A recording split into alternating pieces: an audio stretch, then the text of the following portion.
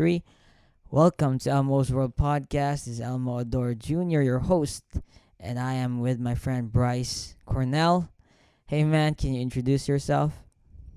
Yeah, how's it going? Well, my name is Bryce, and I am originally from New York. I live in California now. I don't know if I should tell my age, although it's not really a secret, but a lot of people are surprised. These guys can't see me, so I guess it doesn't matter. I am 42 years old right now.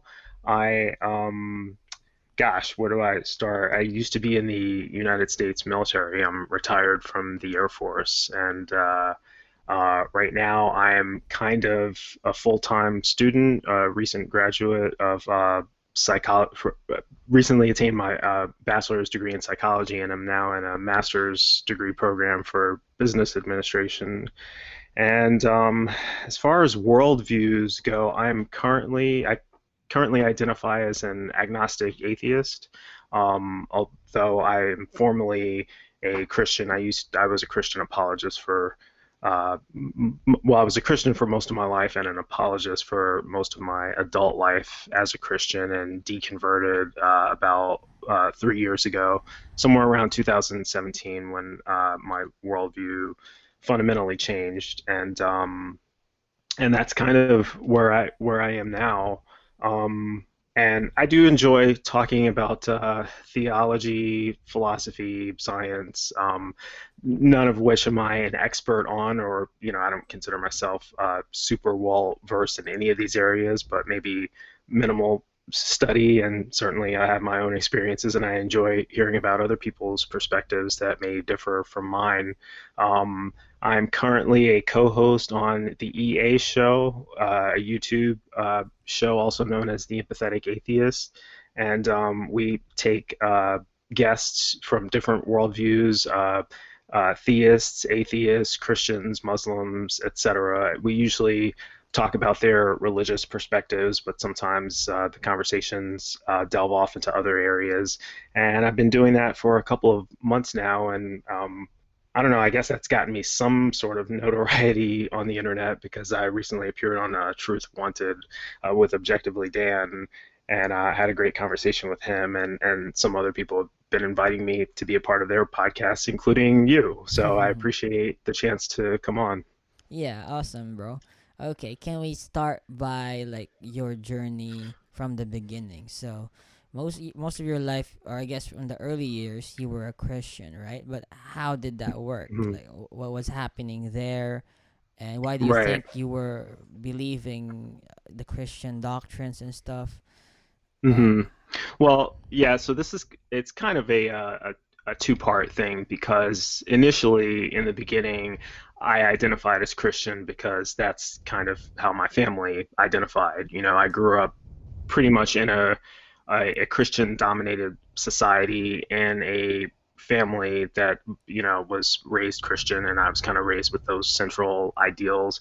We weren't particularly devout, in the sense that I wouldn't have identified us as fundamentalist Christians by any means. I didn't grow up going to church regularly, although I had been numerous times, but it wasn't something that we regularly partook in. It was kind of something that my grandparents were a little bit more serious about than my parents, and we didn't spend too much time talking about religion.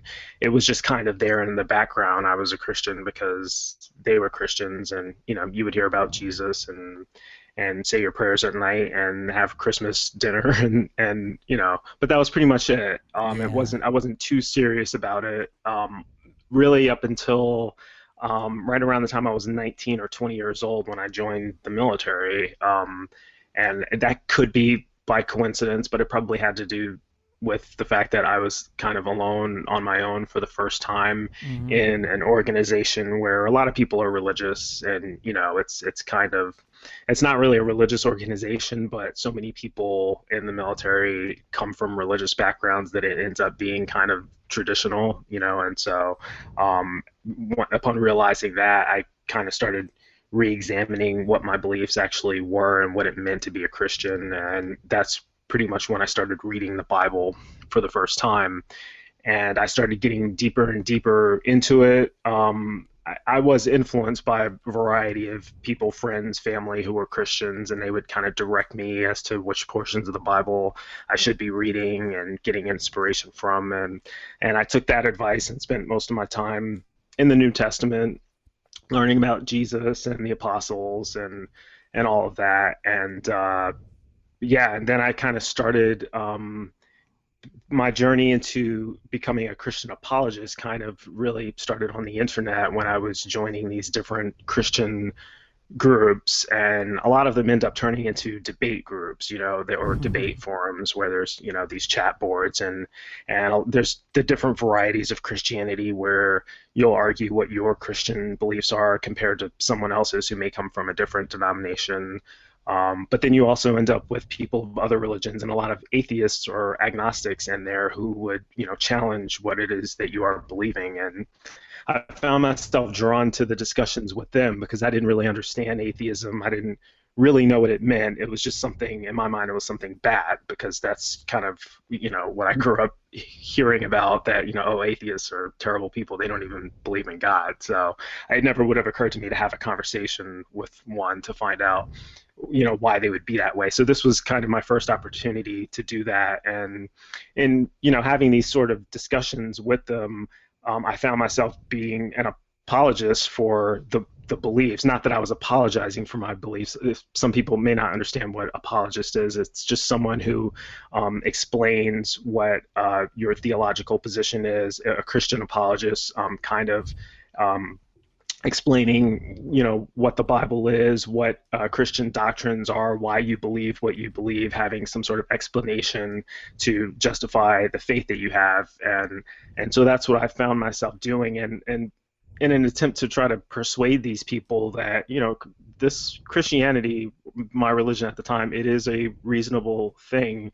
It does make sense. It doesn't always make sense to us right away, but if we spend some time studying it, and my assumption was that a lot of the people who had complaints about it hadn't really read the Bible or didn't really understand it and didn't really know what it meant to be a Christian. They were just kind of angry at religion or angry at God and lashing out. And so I thought I had a good opportunity to maybe teach them or present myself in a Christ-like way to maybe change their perspective on Christianity.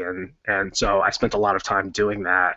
But the longer I did it, the more I realized that I wasn't really arguing against the kind of people I thought that I would be, these atheists and agnostics and Muslims and people of other different religions. They weren't bad people, and they weren't even necessarily people who matched my assumptions about them. They were people who had these legitimate questions, and they were confused about things that in their mind didn't really make sense. And I found that they had some pretty good arguments, and oftentimes they would have arguments that I wouldn't be able to answer. Questions about the Trinity, or questions about morality, questions about biblical contradictions, and things that I had not really thought too deeply about as a Christian.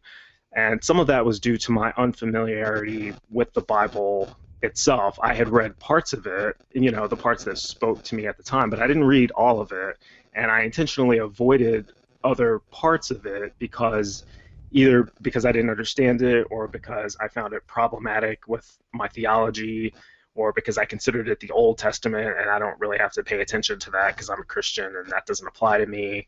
But the more I would get challenged on these questions of uh, different different acts undertaken by the people in the Bible, the people who were called righteous, the things that God did, I didn't really have explanations for any of these things. And that's when I realized I need to spend more time in the Bible. I need to read this more, figure out what it actually says, so that I can have better arguments, in defense of my religion, because right now I'm losing some of these arguments to these atheists, and I'm not accomplishing my goal of persuading them. So I need to spend a little bit more time in the Bible, figure out what it says, what it means, and try to explain why God does the things that he does to satisfy these atheists.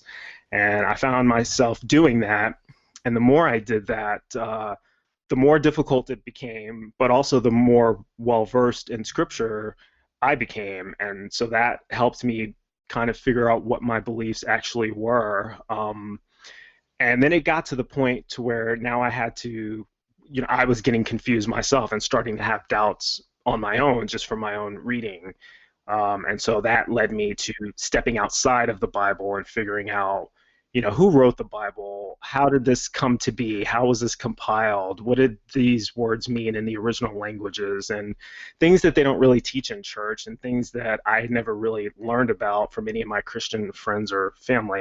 Actually had to study this. And the more I studied it, the more I realized that this seems to be more man-made than something that the God that I was believing in would do. It didn't make sense for the God that I believed in and the Jesus that I believed in to do it this way. It seemed to create more confusion and chaos, and some things just frankly seemed wrong or immoral. And I didn't have a good explanation for that. And so that's what caused me to start to have doubts. But, I was determined to. At that point, I figured, well, maybe I'm just being tested. It's a test of faith, and I need to pray on it. And it just requires more study. And then finally, it came to the point where I realized that in my studying and in my attempts at apologetics, what I was really doing was I was trying to find any excuse that I could to make it okay. I was trying to find every explanation I could think of to make what didn't make sense make sense. And then, once I realized I was doing that, I realized that I was no longer looking for the truth anymore. I was just trying to find a way to make this story, this belief system I had coherent, whether it was true or not. I was convinced in my mind that I had already had the truth, that Jesus was true, God was real, my beliefs were correct, and I Mm-hmm. just need to figure out a way to interpret them in such a way that I can explain them justifiably.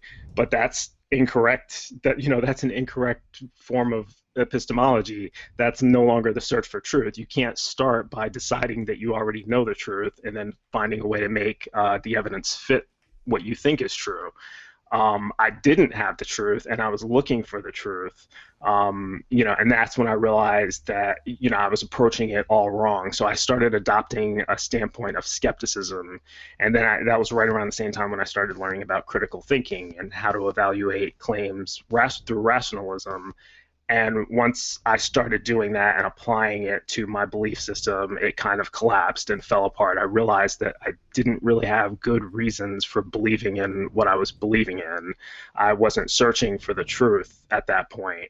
And, so that's kind of what led me to recognizing officially that I was agnostic, but it was also the first steps to me realizing that I don't actually believe the things that I'm trying to explain to other people. And that's when I had to stop doing it because at that point I was kind of lying.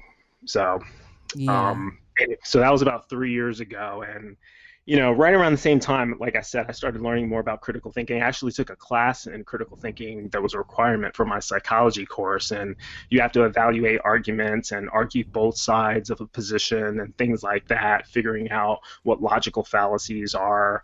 And once I started learning about that, I could see all of the faults and all of the old arguments that I used to use, and so I was able to argue, every point, every belief that I had, and every point that I would try to make in support of that belief. I could see the flaws in those arguments. So, and that's when I knew that this is not something I can support, and then I kind of just flipped to having discussions with people, some of whom I had previously talked about as a Christian, telling them, explaining to them now why I was not only not a Christian anymore, but not even a theist anymore.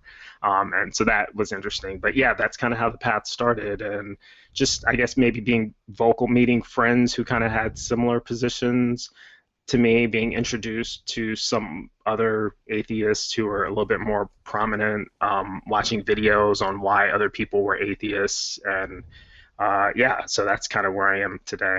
Mm-hmm. Awesome. Awesome. Yeah. Okay. Well, let's talk about what you believe as an atheist now, because I sort of get the Hmm. gist of why you left Christianity, right? Hmm. So you're an atheist now, and I guess you admit that there are things that you don't know, right? But would you say that you positively claim that God doesn't exist, or I guess the classical theist, or I guess a Mhm. personal God? Well, okay, so that probably does deserve more explanation. And one of Mm-hmm. the things, something else I learned a lot about when I was in school was communication, having taken communication studies, and you realize that the way that we use language, words, can mean certain things to some individuals and a completely different thing to somebody who's using the word. And oftentimes we have this assumption that because I use the word atheist, for example, I may be assuming that you understand what I mean by that when we're actually talking about two different things. So always like to start by defining our terms. And so I define atheist by the colloquial usage now, or the current dictionary usage, which is lack of belief in a god or gods, right? I think the Oxford defines it as a lack of belief or disbelief in a god or gods, and so that's the usage of atheist that I tend to use. I'm also aware of other older philosophical usages of the word atheist, which is the belief that no God exists, and that might sound like the same thing to some people, but there's a subtle distinction there. In the philosophical definition, you actually hold a belief that there is no God, whereas in the colloquial usage, you may not have to have a belief that there is no God. You just don't have a belief that there is one. So it's really describing an agnostic stance. So that's why I identify as agnostic atheist. I don't have a belief that there is no God because I feel like um, making such a statement that there is a God or that there isn't a God requires you to have certain knowledge that I don't think is possible. I don't really know how it would be possible to even test the claim that there is a supernatural agency without any sort of direct evidence. And so I Mm-hmm. don't have any direct evidence that there is one. I also don't have any direct evidence that there isn't one. And it seems to be an unfalsifiable claim, or there doesn't seem a way that we can prove or disprove this claim either way. And so I have no data on this at all. I have no information about gods, and I don't seem to have the ability to test that. And so I don't really have a belief in the existence of a god. But at the same time, I wouldn't say I have a belief that no gods exist because I don't know how I would even test that. So Mm-hmm. that's kind of where I am. But I will say that with respect to specific God claims or specific biblical claims, I do have a belief that certain claims are false or Mm-hmm. that certain claims cannot be true. So it really depends on how someone describes the God that they are believing in.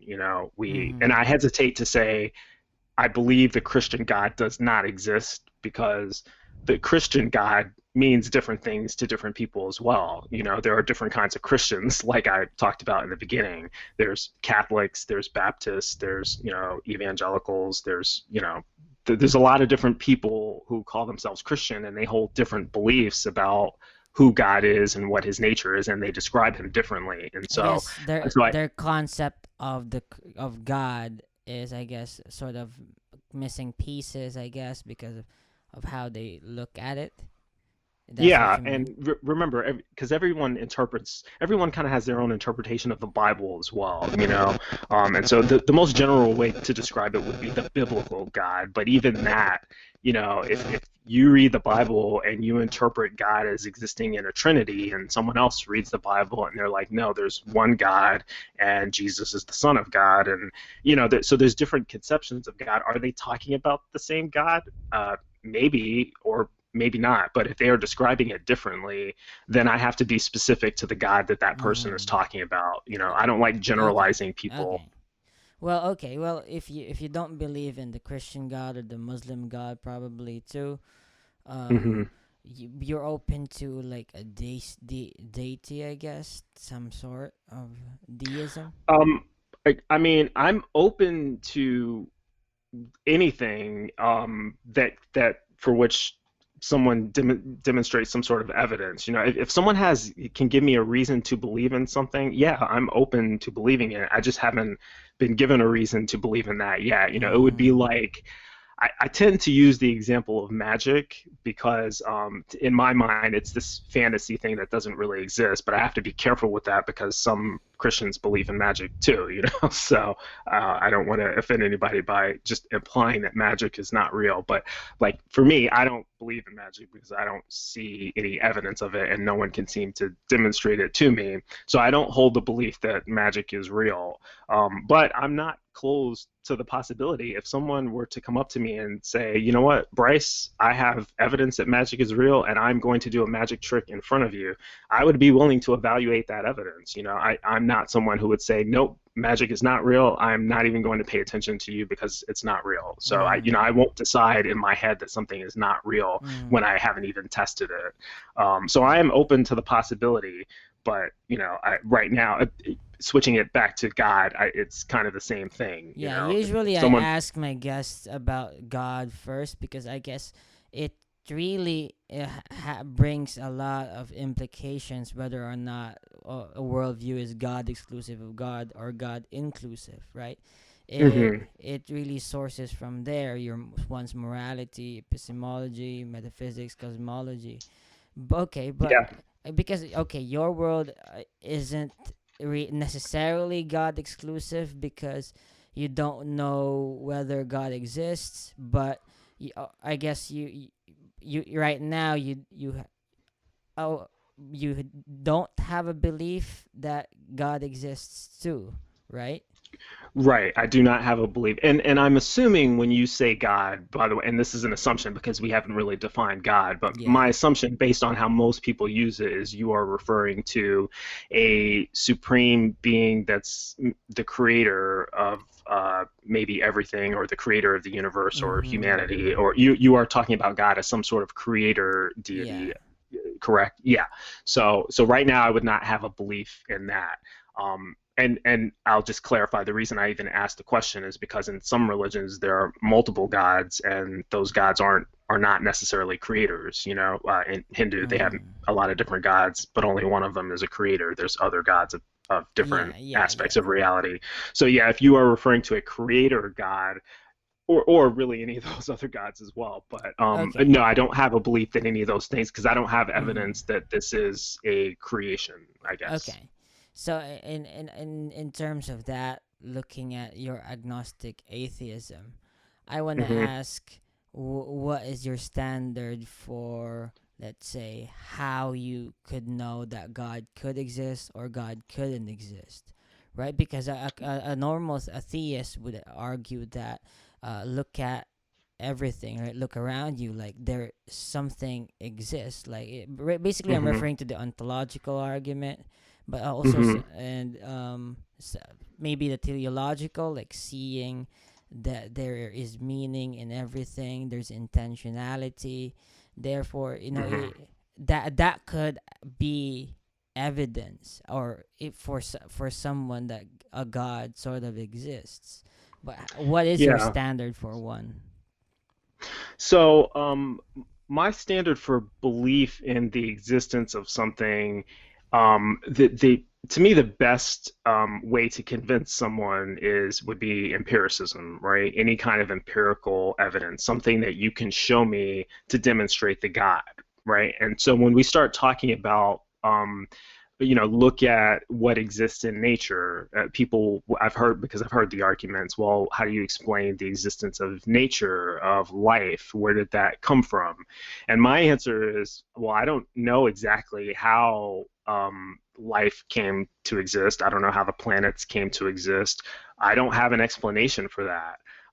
But the problem is, me not having an explanation for that does not entitle me to make up an explanation, and I feel like God is kind of a convenient. I'm sure you've heard of God of the gaps Yeah. before, which is this idea where people have suggested God or gods to be explanations for Mm-hmm. really anything that they don't understand. We look back thousands of years ago where people thought lightning was from the gods, whether it was Zeus or Thor or whatever belief system they were in. You've angered the gods if there was lightning. And then we found out that well, lightning is just a natural phenomenon. We've discovered electricity. And so now no one really believes that anymore. Some people may still believe that God has some role in the weather, but most people don't say, yep, lightning, that is God shooting his wrath at something, because we understand lightning now. And so that kind of went away. But for the things that we still yet to understand, like life or the universe, people still hold that belief in God. But the same principle applies. Why would we assert that a God is responsible just because we don't have an understanding? It Mm-hmm. could just be that we don't understand. You know, Mm-hmm. for me to believe that there is a God responsible for anything, someone would first have to demonstrate that there is a God. And you don't do that by pointing to the things that exist in nature, Mm-hmm. because you're beginning from an assumption at that point. Mm-hmm. Things that don't exist can't explain things that do exist. So in order for God to be the explanation for nature, there has to actually be a God. But that's the thing that you're trying to prove. So you have to demonstrate the God first, and then show the causal connection between the God and the nature that exists. Mm-hmm. And that's the missing element when people look, when they use the argument, well, the argument from design, for example, how do you explain all of the design in the universe? Well, I can explain it, but you haven't really demonstrated that it is a design, because in order for it to be a design, there has to be a designer, and that's the thing that you're trying to prove. So to me, all of those arguments are circular until you have a separate piece of evidence, and direct evidence that there is a God to design anything. You can't Mm-hmm. just call something a design or Mm-hmm. assume that this is a Okay, creation. okay. Well, in terms of cosmology, what Hmm. you know, we can't just. I guess you're right in a way that we can't actually know for certain what happened Hmm. before or after, and we only have empiricism to be sure of that. But we also are able to use logic, and in with logic, right, we're able to transcend the through metaphysics, and we follow these axioms that allow us to arrive at the truth, and sometimes it's very consistent, especially with mathematics, right? Yeah, and I'm not saying that empiricism is the only way to know things. I think it's the best way to Mm-hmm. be as sure as we can about things as possible, but it's not necessarily the only way. We can use Yeah. logic and rationalism to determine certain truths, and an example of that would be, if I didn't know who my parents, if I was an orphan when I was an infant and I had never met my parents before, had no concept of my mother or father, I could still be reasonably sure that I had a mother and father, even having never seen them or knowing anything about them, Yeah. because from using logic and Yeah, and reasoning, you that's understand. what we're Yeah, talking about with the ontological argument, right? right, right. When you said that we have to prove that there is a God first, that can Hmm. exist. Well, that's that you're asking for empirical evidence there. But when Hmm. you're talking about logic, right? Logic can be distributive, right? It has distributive property, which means that you can, as long as the conclusion follows from the premises, then premises one could actually be true, right? So Yeah, yeah, absolutely right. And but I guess because the argument works just using logic and rationalism as well, because the conclusion has to follow from the premise, but you cannot use your conclusion as your premise, yeah. you know. And that's what I find to be the problem in a lot of the ontological arguments, the cosmological Mm-hmm. arguments. Um, they begin under the idea that this is a creation, you Mm-hmm. know. So what would be Um, your position, right? If does the universe have a beginning? Is it eternal? mhm, What's your position right. there? So my position, I was a little bit more, I had a little bit more surety about this in the past than I do now, because I used to look at it from the perspective of science. Science describes a Big Bang, which implies a beginning to the universe. The Big Bang theory is the most prominent theory right now in cosmology regarding, how the universe came to exist in the way that it is now. And interestingly enough, it was a theory first proposed by a Catholic priest, right? So this is not to mean that it's a religious theory. There is a lot of science backing up, which is why it is the most prominent. And so that gives us, from that perspective, it looks like the universe, as we know it, had some sort of beginning, but the limitation with the Big Bang Theory is that it only describes the beginning of the universe as we see it today. It doesn't describe anything about what may have happened before that or what caused it in the first place, you know? Mm. And so we can't say that the singularity that eventually expanded into the universe, the observable universe, was always there or whether it just popped into existence. And the Big Bang Theory in itself can't explain that. And then it turns out there are other theories in cosmology as well, more recent ones, to suggest that it may not have been a singularity that was the beginning of the Big Bang as well. It may be an infinite stretch of space-time, you know. So space-time, which is the fabric of the universe as we know it, may have existed infinitely, just in a different state.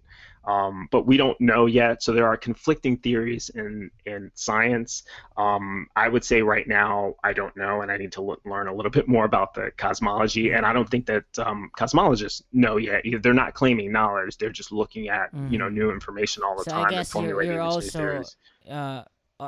open to the possibility that the universe could have had a beginning, right? Because you're I not, am open to yeah, the possibility that the universe, but you're as not we know it, had convinced. a beginning, but I'm not as convinced anymore because, once we start looking at infinites in space-time, that suggests that um, even if the universe as we know it had a beginning, the cosmos, the greater cosmos, or the thing that the universe is contained in, may not have had a beginning. It may be Mm-hmm. infinite. Mm-hmm.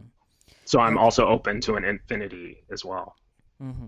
Okay. So, uh, I've observed though, right? Like in all my interviews, like if I'm talking to an atheist and ask what their position is and whether God does or doesn't exist, right? They're more Hmm. agnostic on a deist creator. Like it could be they're open to it, but when it comes to Hmm. the religious God, right? Hmm. That's where they put the foot down and say that no, that the religious God probably doesn't exist because it's just conceived by history and the culture and the context of evolution and human history.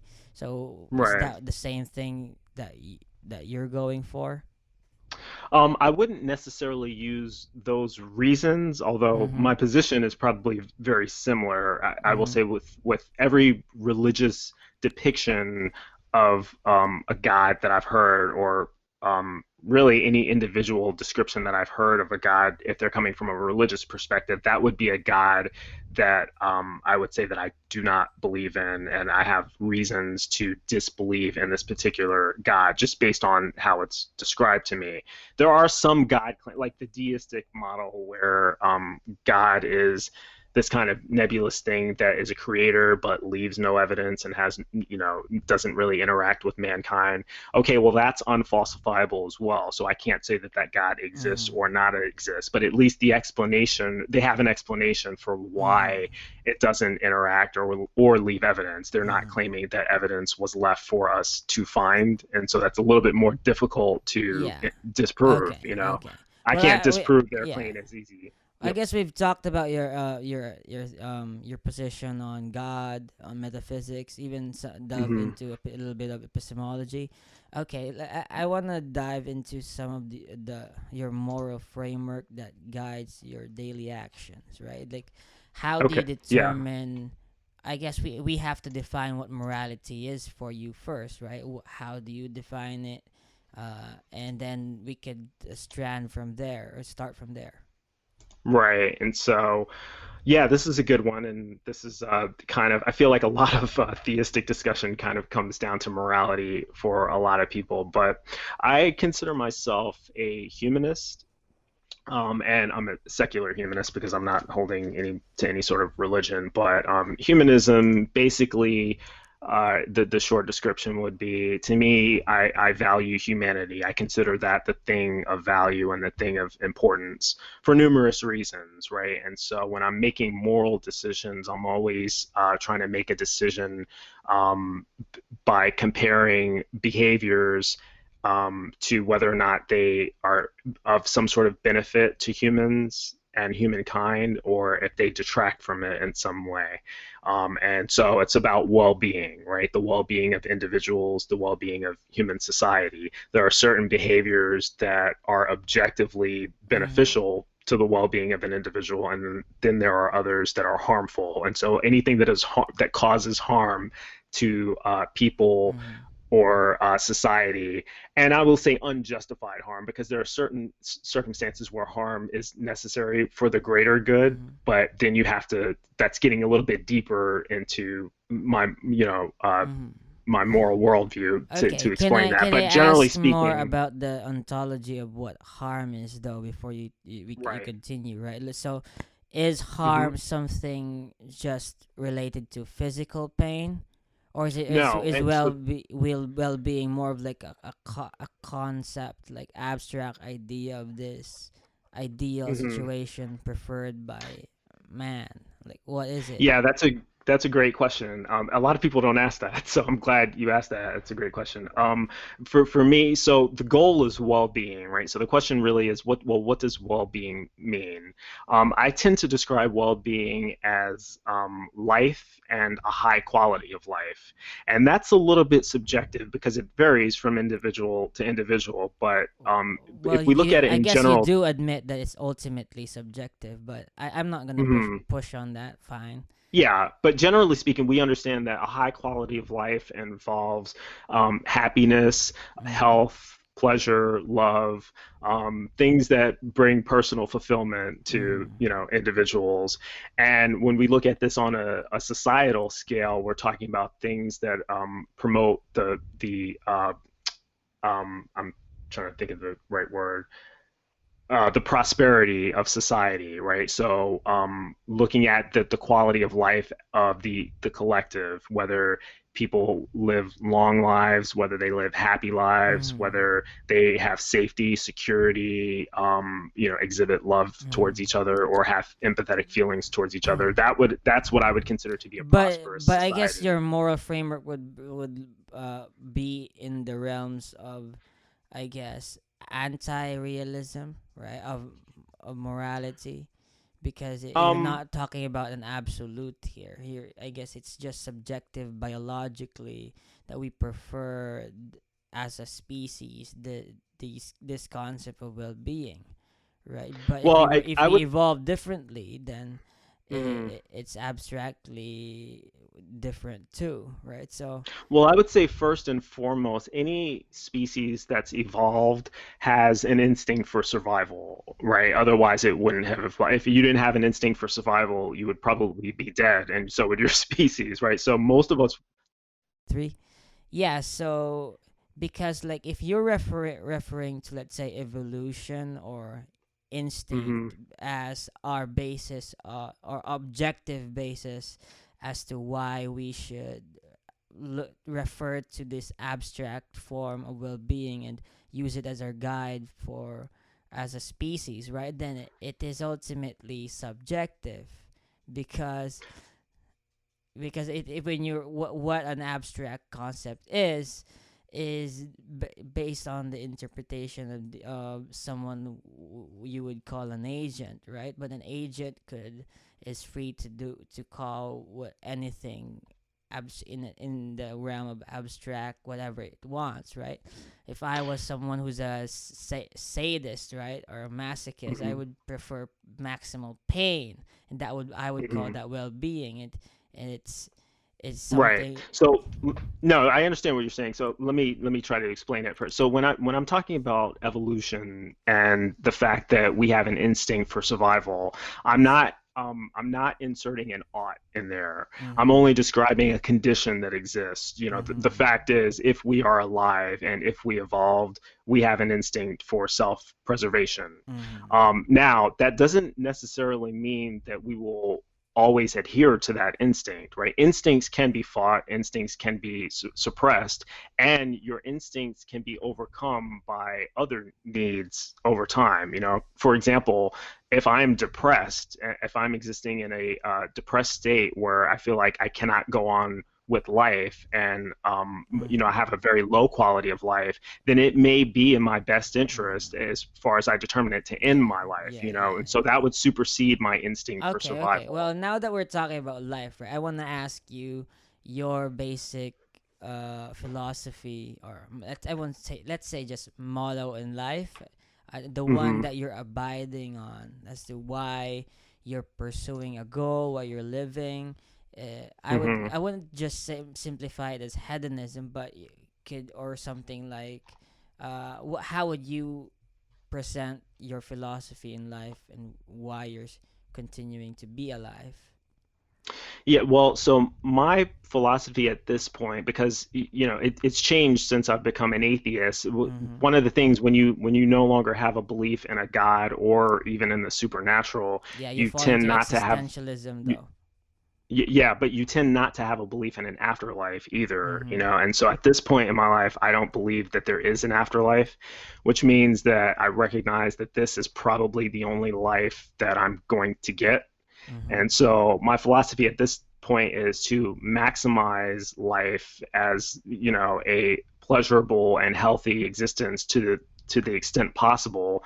And one of the ways of doing that is to because I'm an individual who lives in a collective society with other people, and I kind of depend on the safety and security and friendship and love of other people, well, then I have to exude that as well because that maximizes, my happiness and my chance for a prosperous life. And so treat other people that you depend on well so that they will treat you well in return. It's kind of the social construct. When we treat each other well, we establish friendships, and friendships generally lead to increased happiness as well. Mm-hmm. If Mm-hmm. I started treating everyone poorly, then they're going to return that to me. And so now my quality of life is going to go down. And I don't want a poor quality of life because then I'll be depressed and there'll be nothing left to live for.